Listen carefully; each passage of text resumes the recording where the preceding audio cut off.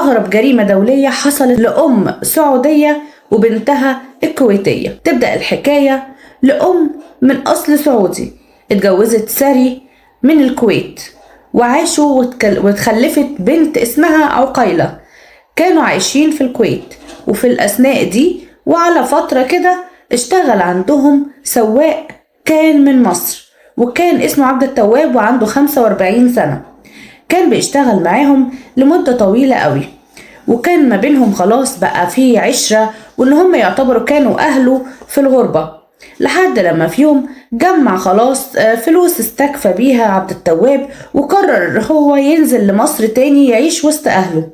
وفي الاثناء دي كان لسه على تواصل مع الست مودة السعودية ومع بنتها ومع العيلة الكويتية كلها، وكان ما بينهم عشرة، وكانوا مازالوا بيسألوا على بعض، لحد لما في يوم الست مودة كلمت عبد التواب علشان تقوله ان هي قررت ان هي تنزل اجازة طويلة شوية وتقعد في مصر هي وبنتها عقيلة، وان ولادها عايزينها تشتري شقة في مصر في حدود 1.5 مليون، وانها هتنزل ومعاها 1.5 مليون، وهو يحاول يساعدها في ان هي تلاقي الشقة دي.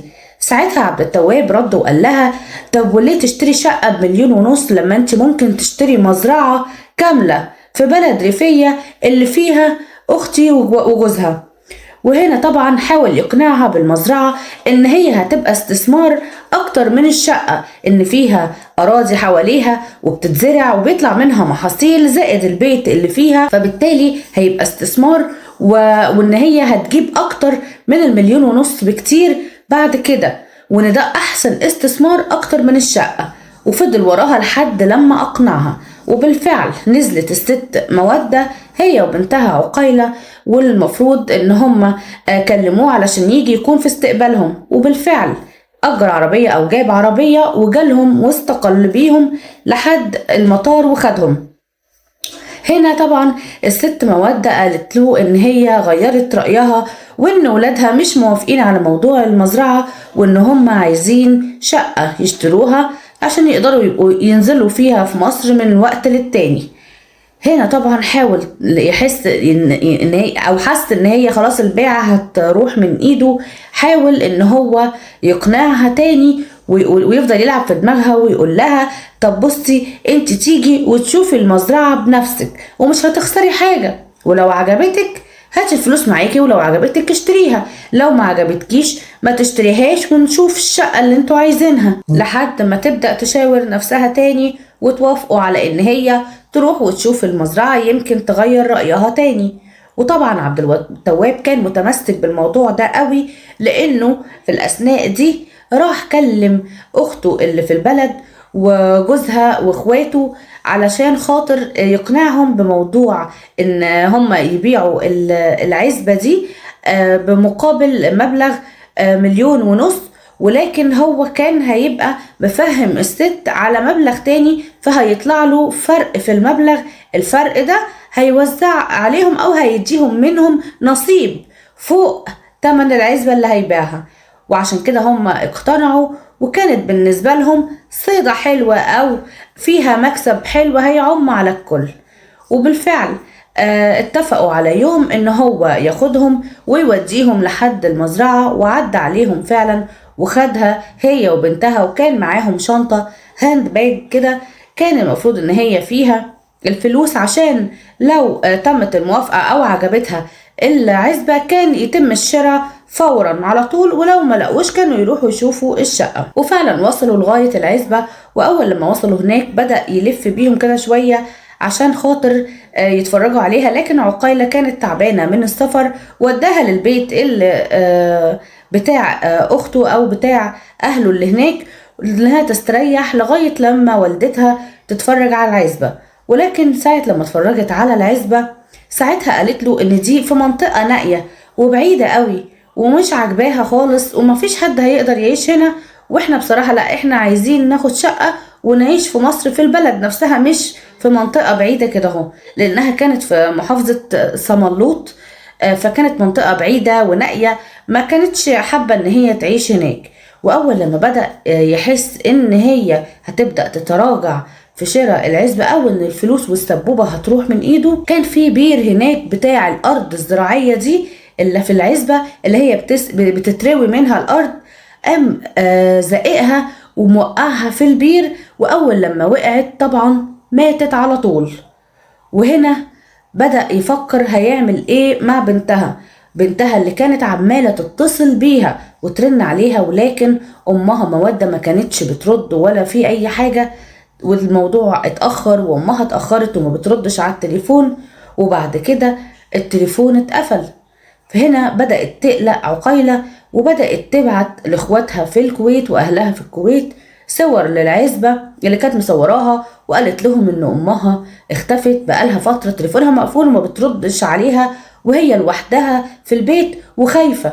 المنطقة شكلها يخوف. يرجع عبد التواب على البيت ويلاقي عقيلة واقفة على نار ومستنية امها، وبتقول له فين امي ما بتردش على التليفون ليه؟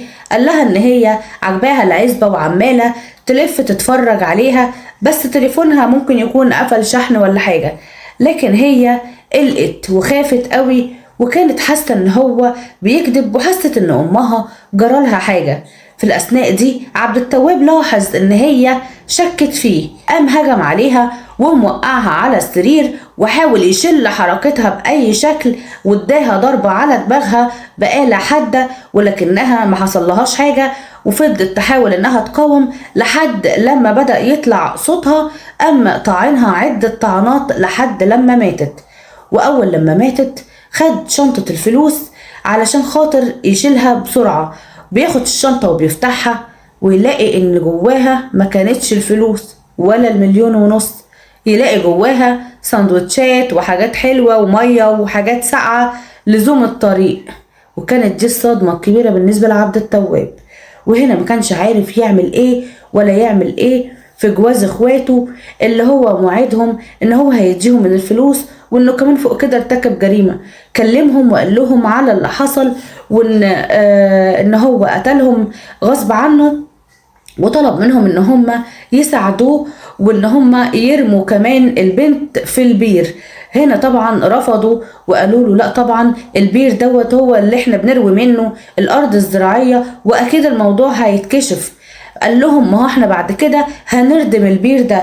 قالوا له مستحيل، ده اللي بيروي الارض، هنعمل ايه بعد كده؟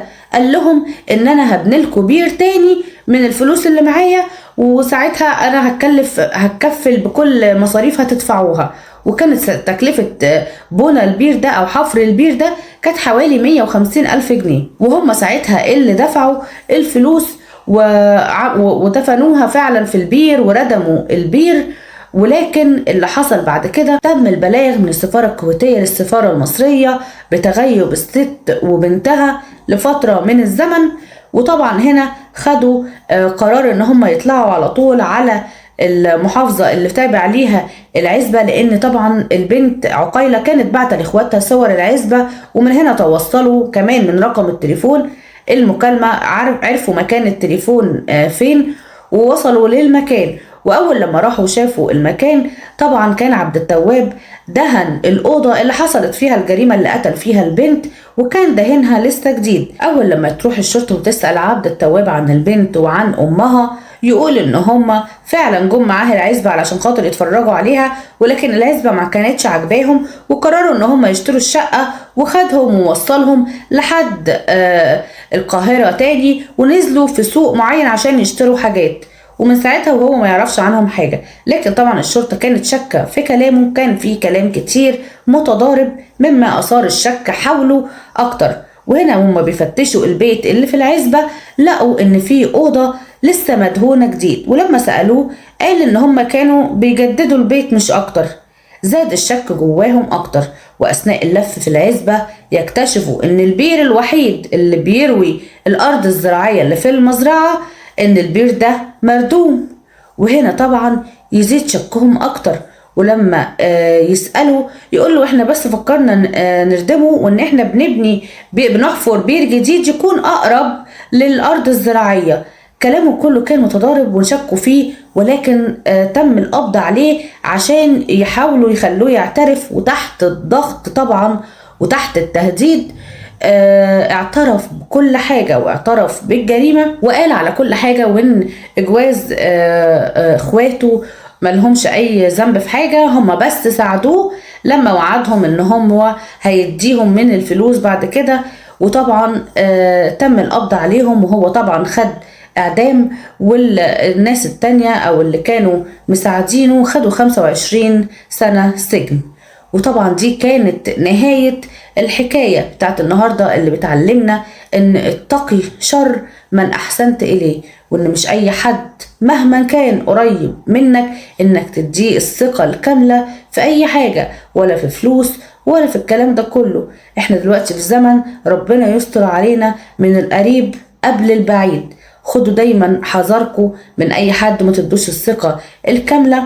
خد دايما حذرك، ده ما يمنعش، وصحيح الحذر ما بيمنعش قدر، ولكن انت برضو عليك انك تكون حذر من التعامل مع الاشخاص، لان برضو في الزمن ده الناس اللي انت بتعمل معاهم كل الخير وبتعمل معاهم اي حاجة، في الاخر بتتلقى منهم هم الطعنات والضربات اللي بتديك دروس بعد كده تعلمك انك انت ما تديش الثقة لاي حد، او ما تديش الثقة بنسبة 100%.